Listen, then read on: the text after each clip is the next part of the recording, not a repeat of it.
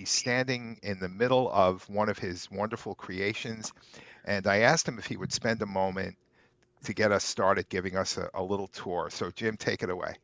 All right. Thank you, Paul. Thank you, Johnny, as always. So I'm living in St. Cloud, Florida, in a completely off-grid community. We produce all of our own food, water, and energy. So here's a cherry. I'm not sure if you like cherries, but they're absolutely delicious. Here's some mulberries, right? We have bananas and avocados and grapes and peaches and plums and apples and raspberries and blueberries and blackberries and sugarcane and turmeric and moringa and lychee and longan and strawberry fruit. Everything that you could probably name here. Now, this could be a lawn, right? If this was a standard development, a normal development in our world today, this would be a lawn. And a lot of people out there will spray things like Roundup on their lawns periodically to kill what they call weeds. Well, in our system, we don't spray any poisons or any chemicals. And instead of having grass, we have perennial peanut. See these little yellow flowers? They're also edible. And you don't need to mow it because this is as tall as it gets. And here's the best part. This plant is not only more beautiful and more functional than lawn, and you don't have to mow it, but it also adds as an earth's living band-aid. So this is a scar on the earth. The earth should never be exposed to the sun and the wind and the rain. And we are learning a lot as we build this Garden of Eden ecosystem. So what's happening is the perennial peanut is vining out and it's covering and healing the scar. And it's also a nitrogen fixer. It's a soil builder.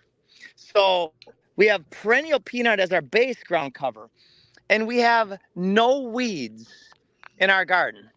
Weeds are GMOs.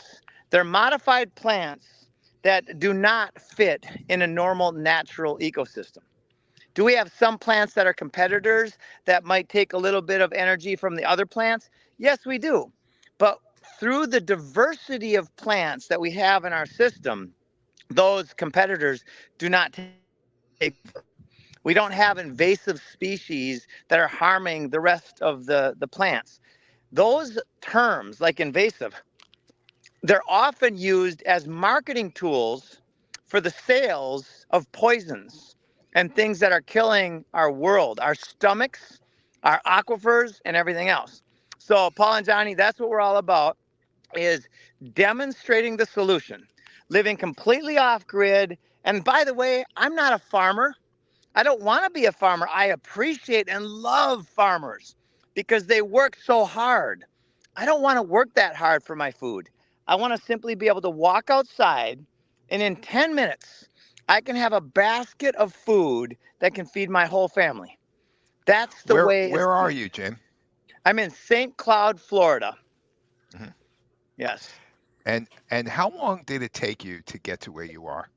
Oh, I'm so glad you asked, Paul. So 2 years ago, this was sand. It was Florida sugar sand.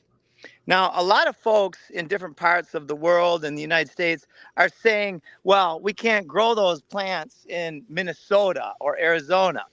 Well, that's true. But what you can grow is thousands of edible species of plants in your zone.